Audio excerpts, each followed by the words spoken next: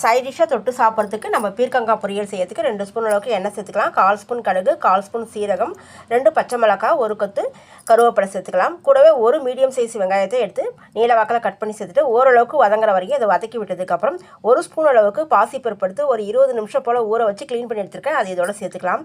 சேர்த்துட்டு இதை 1 நிமிஷம் கலந்து விட்டதுக்கப்புறம் கட் பண்ணி எடுத்துருக்கிற பீர்க்கங்காயை இதில் சேர்த்துடணும். பீர்க்கங்காயோட தோலை லேசாக தான் சீவிட்டு நான் கட் பண்ணியிருக்கேன். இந்த அளவுக்கு கட் பண்ணதுக்கப்புறம் இதை நல்லா வதக்கி விட்டணும். பீர்க்கங்காயை தண்ணி சேர்த்து வேக வைக்கக்கூடாது. இதை போல் ஸ்லோ ஃப்ளேமில் வச்சுட்டு 1 நிமிஷத்துக்கு ஒரு தடவை இதை கலந்து விட்டு வேக வைக்கணும். இதில் ஒரு 1/4 ஸ்பூன் மஞ்சள் தூள், கொஞ்சமாக உப்பு, 1/4 ஸ்பூன் சாம்பார் பொடி சேர்த்து ஒரு தடவை நல்லா மிக்ஸ் பண்ணிவிட்டு கொஞ்ச நேரத்துக்கு மூடி போட்டுட்டணும். மூடி போட்டு கொஞ்ச நேரத்துக்கு கலந்து விட்டு இது நல்லா வேக வரைக்கும் நல்லா வேக வச்சதுக்கப்புறம் ஒரு துண்டு தேங்காய் துண்டும் சீரகமும் சேர்த்து அரைச்ச இந்த விழுதை இதோட சேர்த்து நல்லா கலந்து விட்டுட்டோம்னா ரொம்பவே ஹெல்த்தியான டேஸ்டான பீர்க்கங்காய் பொரியல் ரெடி. சாதம் சப்பாத்திக்கு சைட் டிஷ்ஷாக தொட்டு சாப்பிட சுவையாக இருக்கும்.